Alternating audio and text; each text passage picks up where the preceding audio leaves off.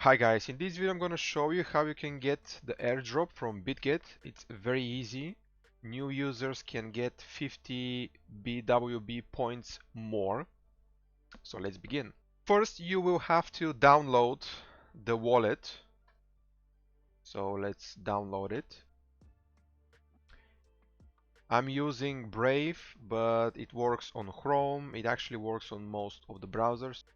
Now when you have the wallet installed on your browser, you click on create a wallet, and that's it. Now let's continue. Backup later. Now we have to wait. Congratulations. Okay, start exploring. Alright, so this is our wallet. So now when we have this ready, we have to go to the app. Right now I'm scanning the QR code, waiting for my phone to load the page. I'm clicking on Google Play download, opening the app because I already have it on my phone. Now I click import wallet. I go to the private key. Here I'm censoring my PIN code. Then I'm putting my private key inside so I can import my wallet on my phone. You may ask, what is the private key? The private key is your backup key if you lose your wallet or you have for some reason no access to your wallet. This is, guys, how you can get your private key. You click on your wallet. I'm gonna add a wallet for the example, but let's say this is my only wallet. Create a wallet, password.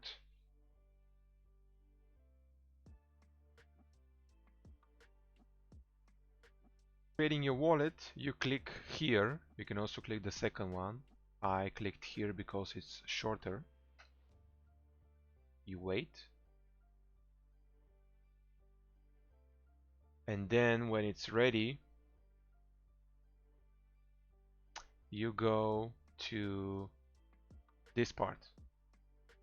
On your wallet, there is gonna be a message, no backup. So you click the backup. This is the page that you should be seeing right now, and you click confirm. You enter your wallet password again, and you click here. When you click it, you're gonna see all the words.